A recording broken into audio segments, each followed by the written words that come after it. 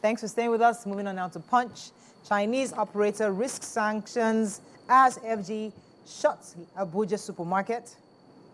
5 children die in abandoned car in Niger. Delta diverts Lagos flights to Lome after passenger's death and thunderstorm. Aiyedatiwa, aggrieved Ondo aspirants petition APC demand primary cancellation. Naira rebound, rise for 67,000 naira in Lagos, Abuja, and cheaper at the borders. IG warns of governor's excesses as FG insists on state police. FG to unbundle 11 discos, orders sale of 4. And Tinubu blames illegal mining for terrorism funding. Okay.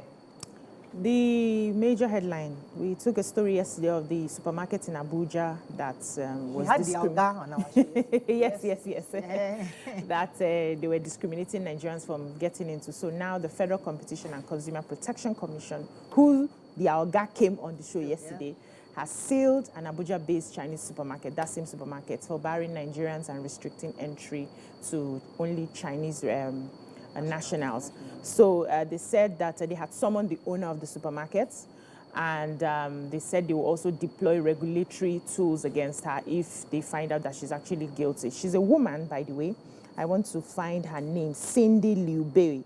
And they said, according to the CCTV camera, she had taken her family and had, left already yesterday by 8:20 something a.m. Yes. So they've sealed up the place. They have summoned her. They are waiting for her to answer that summon. If she doesn't respond to the summon, there's a punishment for that as well, or sanction for that as well. Wow. I like the fact that our government is, listening, and they are trying to do right by Nigerians, because this is our country. We cannot be facing racism outside the country, also be facing racism in our own home as well. So let's see how. Just carry passport. I'm telling you. You can choose. You just jackpot. So she knew what she was doing. Yes. Where is she going? She knew what she was 8 doing. p.m. last night. When you run your plate. Plane. Please, Nigeria, good news again. I love good news. Following the recent rebound of our cherished Naira against the dollar, the price of 50 kilograms of rice has dropped to an average of 67,000 in Lagos, Abuja, Ogun, others from 90,000. When things go up in Nigeria, they don't calm down. You don't see, they will not go viral. Okay, in communities close to borders, it's even way cheaper, like 49,000 naira. Wow. So, for example, in Ogun border communities like Imeko, Idiroko, Oja Odon, and others, it's about 49,000. According to Ms. Maya Watosho, a bag of rice now sells for 42,000 at Shaki, border in Oyo State. The correspondent on this paper gathered that the prices of foreign parboiled rice had even dropped more than those of some of the local rice we have. So we're happy that we are seeing some of the efforts and the implementation of the strengthening of our Naira. And hopefully more things go doing, not just the rice. I'm hoping bread can come down, because I can't wait to buy bread 1,000 naira. I'm buying bread. I buy 1.7. Where do you buy 1.5? No, not 1.5. But I say I can't wait to come down. Okay. To buy at 1,000. 1,000. Okay. 700. Okay. Now it's like now it's 1.5. I buy 1.7. Yeah. in my area. Yeah. Really, yeah. Story, Punch. So I have a sad story about three children of the same parents and 2 others whose ages ranged from 5 to 10 years died in an abandoned Honda Civic with registration number GO778 ABC in Niger State, following suffocation after they locked themselves inside the car for hours. They said an eyewitness saw them when they were playing, and he actually saw them when they entered the car, and then they locked themselves up. The guy tried to open the car, because the car has been abandoned for 2 years. The guy tried to open the door, but he couldn't, and then he left them. I could not break the windscreen. He didn't do anything. That's just the saddest part of the story.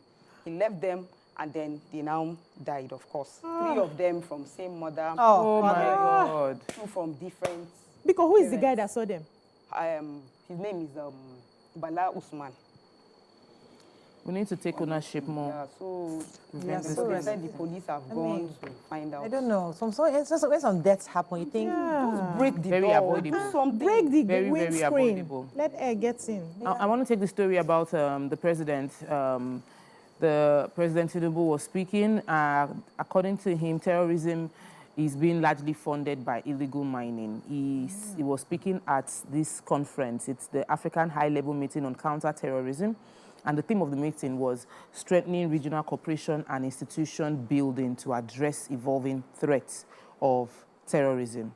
It was organized by the Office of the National Security Advisor and the UN Office of Counterterrorism. And he spoke that there is no way we can avoid the correlation between illegal mining and insecurity, that many, and the international community needs to step up, because it is not the African money that is used to fund illegal mining. Most illegal mining are being funded by international funding. They bring in the money to mine.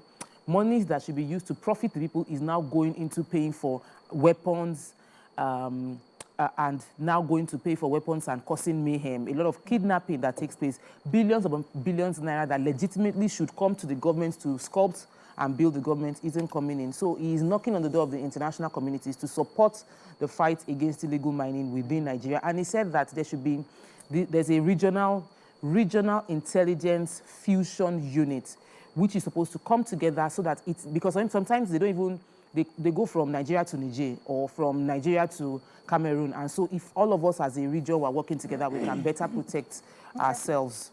Daily Sun, very quickly, Tinubu keeps open mind as Jonathan backs state police. Obi raises concerns over Lagos-Calabar Coastal Highway project. Headsmen kill 3 in renewed attack in Benue. Bayelsa Guba, tribunal reserves judgment in Sylvia's petition against Diri. Edo Guba, INEC flipped ban on political campaigns, warns parties against malicious hate speeches. External funding of illegal mining fuels terrorism, says federal government. Government to peg entry age into tertiary institutions at 18. An article harps on integrity of government institutions. Okay, which story are we starting with? I have the presidential candidate of the Labour Party, LP, and the former governor of Anambra State, Mr. Peter Obi, who has expressed the concerns about the cost of the Lagos-Calabar Coastal Highway project. He said he understands that there will be potential benefits, but he was asking the question concerning the timing and prioritization of such a monumental venture. He said the government should first of all focus on completing the countless abandoned road projects across the country before embarking on something that is going to be huge. And this project the government is planning to embark on will be taking next to 20 or 30 years, while we still have a lot of abandoned roads and abandoned projects within the country, which would affect our economy positively directly if we focus on that. I think the ex-vice president, that's Atiku, also spoke about it, and he said, I want to get what he said here. He had complained about it as well, saying that this is not what Nigeria should prioritize at the moment, and the fact that it seems like it's an old project that they want to siphon money into. That they had mentioned they wanted to use about 15 trillion, but they've not given details to the extent of and the exact figure that they need for this coastal project. They've been asking questions, let us have the details. It just seems like a ploy for this administration to eat money and say that they are doing a project. But the overall is that we have bad roads within the country that should be focused on first before we start thinking of a project that as big as that will take us 20 to 30 years to do. So still an article, former vice president has said that the interests of citizens will be better served if there is premium on enhancing integrity of the institutions of government. He stated this yesterday during his visit to the senator representing Bauchi Central, Abdul Ningi, at his residence in Abuja. If you recall, Ningi was suspended by the Senate over his comments alleged irregularities in the 2024 Appropriation Act, if you recall. So the former vice president was saying that the integrity of public institutions, especially such as the National Assembly, is a mirror to how the interests of the masses are preserved and protected in democracy. He said this agitation did not start just recently. It started during the military era, and it is essential public institutions, especially the National Assembly, do not become a tool in the hands of oppressive governments. Okay, another story in some. Let's move on now to Vanguard. IGP kicks as ex-president, others back state police. Coastal superhighway project misplaced priorities, says Obi. Terrorism is evil, must be banished in Africa, says Tinubu. How gunmen killed Babcock varsity lecturer, abducted 2 in Ogun. Court vacates order suspending Ganduje. And Okwama, it will help.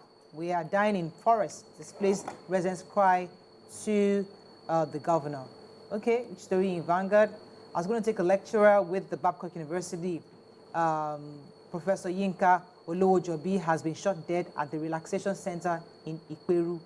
The development was confirmed by the spokesman of the Ogun State Police Command in Omolola, Odutola. According to Olusola, in the statement, Olusola was among 3 persons shot by gunmen who invaded Ajade Event Center in Shagamu, Ikperu, last Friday. The lecturer was taken to Babcock University Teaching Hospital where he was pronounced dead. According to her, no fewer than 8 men dressed in black and armed with guns emerged from an unknown place, stormed the relaxing center, and opened fire indiscriminately. Olusola was said to have been shot on the chest for refusing to go away with them, while the manager of the car stand, simply identified as Dare, was abducted by the armed men. Really was one of those sad. Really sad. Let me quickly take the drama in Rivers State. So, of course, we know that there is a Camp Wike, which is the state assembly, and Camp Governor, and in between that, they vetoed for the 6th time. The latest veto is the 6th time that the House of Assembly is going against what the governor wants or what the governor pushes to the State House of Assembly. In this case, it is about the fact that the local government chairman's term would expire by June, which is the end of their 3-year tenure, and his desire is that there's an election immediately and a new set of people are brought in. But a new law has been passed by the State Assembly, which the governor did not attest to. He declines to sign it, but the new law allows the extension of time for the local government. In between all of this, I'm still waiting for Rivers people to choose their side and speak up for what they believe will bring them good governance. See now, welcome. This is Nigerian Tribune. How many people are welcoming? There's only one first lady here. Yeah, that's And how then, it this should is not be. his second wife. Oh. Yeah. First wife. I'm sure he... First wife. Oh. Okay. So the respect first wife. Anyways, no problem. We'll take it. Nice. Nigerian Tribune. I think, I'm not sure we have time to take this story. Let's find the story. Oh, yeah, you're just looking for trouble. Just looking for trouble. Nigerian Tribune. Let's find the story. Not taking. FG may adopt 18 years as university entry. I think it's a good hot topic. Yes. Let's save it. Let's go on a break now. That's all we can take on Front Page Review. When we come back, move on to our next segment. Stay with us. We'll be right back.